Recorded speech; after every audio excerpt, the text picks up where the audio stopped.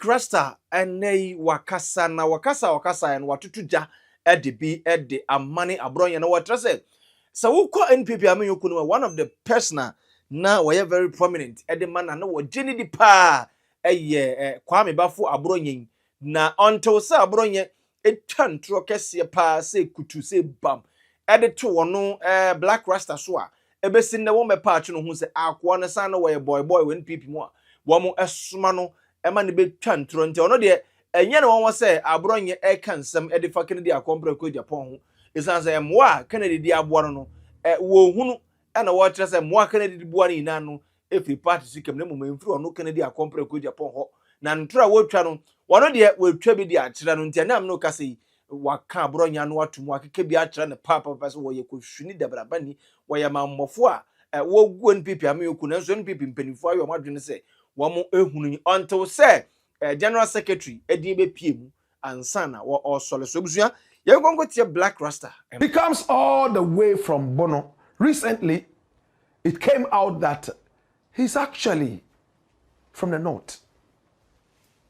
He's a lobby by ethnicity, maybe mixed with some other such beautiful ethnic groups. He's a very vocal member of the NPP.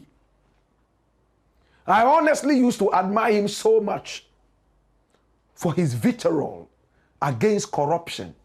But with time, I realized that he's one of the cheap boys that they have in the party that they use for agenda. He can lie from morning till night and he doesn't even fear God. I called him the gutter mouth, Abronye DC. Recently, he told us he had gone to school to get some certificates. But again, some people, the more certificates they get, the more foolish they become. Abronye DC said some things about me, and I couldn't fathom how he was able to make up those stories. Because when I talk about people and assumingly attack them, I speak with facts.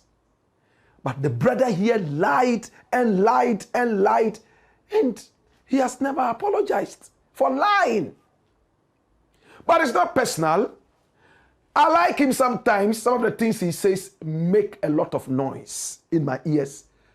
And other times, I sense some wisdom. This is Abronye DC. He is one of the executives of the NPP. For some time now, he's been giving them a run for their money. He was arrested a few days ago and locked up and refused bail for threatening the IGP, insulting the IGP, saying wicked things against the IGP, the Inspector General of Police, Yohonu. In fact, this is Abronye DC. He and Kennedy Agyapong have been at each other's throats. In fact, Abronye DC received some kind of help from Kennedy Agyapong during the elections. And he was able to use the money and then win the position that he wanted. Bono, chairman of the NPP. And when Kennedy Agyapong was insulted later, and this has become his penchant, he would always refer you to what help he has given you.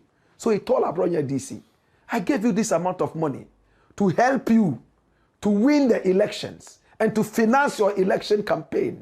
Today you are here insulting me. And what did Abronye DC say? Simple. He said, hey, you, the money that you gave me was just a little bit as compared to what the party has given you in terms of contracts. Don't make noise in my ears. You supported the party. You didn't support me. The money you gave to me was money that was given to you by the party in terms of contracts. You made so much money and gave me a bit of it. I was grateful, but it was all in the interest of the party. If you misbehave, I will come against you. You don't even pay your workers well. On the radio station that they work, that belongs to you. The TV station that they work, that belongs to you. You are a wicked man, yet you claim you are rich. You claim you have how many hundreds of houses around Accra and beyond, yet you do not pay the common worker who works for you. at Omai, what kind of a rich man are you? Some of these questions we may have to sit back and ask them again, because for me, they make sense. If you claim you are that rich, you have so many houses, what happened to your workers? Or you also believe in the fact that once they are working in that entity, the entity must be able to make enough money to pay them. You will not support them in any way. So many business people think like that. If you are a capitalist, that may be how you would think. But a socialist like me, you might not think like that. You may have to support the business until it stands on its 2 feet. If it doesn't stand on its 2 feet, close it down.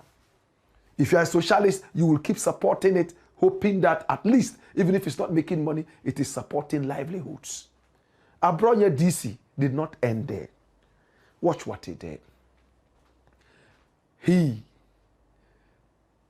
came down on Kennedy Agyapong and said that Kennedy Agyapong had been fingered by a committee put together by the NPP for sack. He was supposed to be sacked because he was doing things that were untoward to the development of the party. And for that matter, the committee decided that he should be expelled from the party. But one Justin Kodua, this is the man. He's the general secretary of the party. Am I correct? My brother, my sister. He decided to sit down on the committee's report, hide it, silence it, because he's a supporter of Kennedy Agyapong. But the question I ask is this. Why did the committee keep quiet about it? Why didn't the committee come out to say, hey, and who put the committee together? Why didn't this entity come out to say, hey, where is the committee report? If truly there was a report, could one man who didn't put the committee together sit on this report and silence everybody? Is the question I'm asking. So Justin Kodua is angry and is published all over the country, all the news blogs. He is mad. Justin Kodua holding back on Kennedy Agyapong's expulsion report. This is what Abronye said. Run the story. Just look at it. The Bono regional chairman of the New Patriotic Party, Kwame Bafo, popularly known as Abronye DC, has alleged that the party's general secretary, Justin Kodua Frimpong, is sitting on the 2023 Disciplinary Committee report concerning NPP flag bearer hopeful Kennedy Agyapong. Now, according to Abronye DC, the party's disciplinary committee had prepared a report highlighting certain members whose actions he claims are harming the party. Now, the 2023 disciplinary report recommends that Kennedy Agyapong should be sacked from the NPP because he's damaging the party and engaging in anti-party behavior. Abronye DC said. He further alleged that Justin Kodua is protecting Agyapong, preventing the report from being acted on. Dash it out. So he's angry.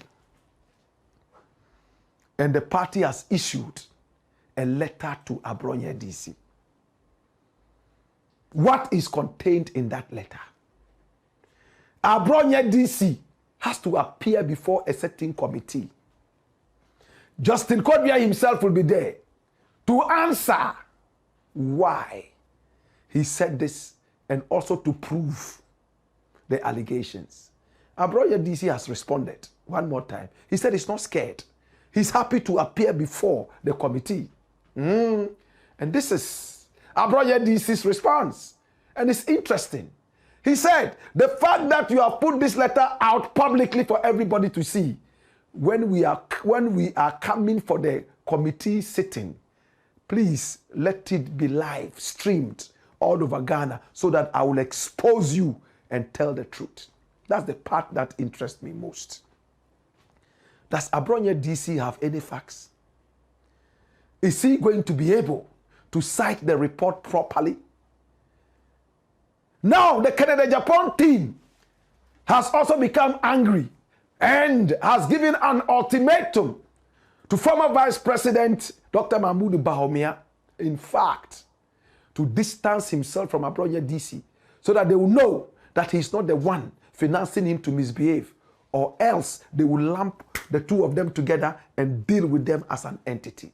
It looks like the NPP party is finished.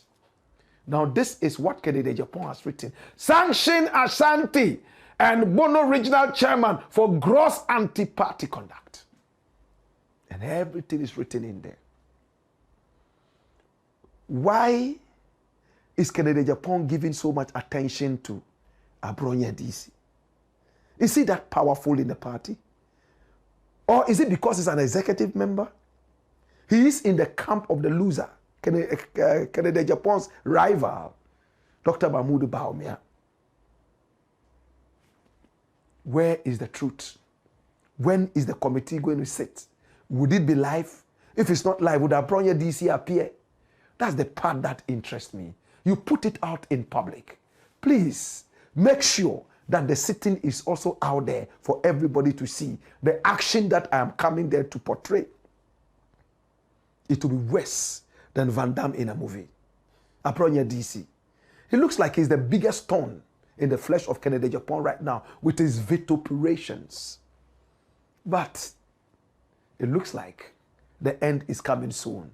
At the committee meeting, we shall get to know exactly if Abronye DC is truly in a bigger trouble, a deeper trouble, and therefore will be sidelined by the party or not. He has said that nobody can sack him from the party and nobody can suspend him. If a member of a party can say this, it means the party has become lawless. It has become beans, as we say in Ghana. On this note of beans, it's the Blackk Dash, aka Kukushodemo, where we speak truth to power. I mean, I will say, aha, a solid TV. What I remember, so I'm episode subscribe to YouTube channel, no be like it. Now, I say I share Ediama for one away tree any bench. Aha, a solid TV. Way and in some more Black Rasta. Waka Edia to jam. Me no we are quite tea ba message so. Obetira wadwene e wo ho san se men comment to me enkyere madwene me no na edi dwumedi obaso ara nso like no ahye na onum asem a wo ho no nso watwero e de gu comment section ho e de amaye me din e de oduma nko ba na kofi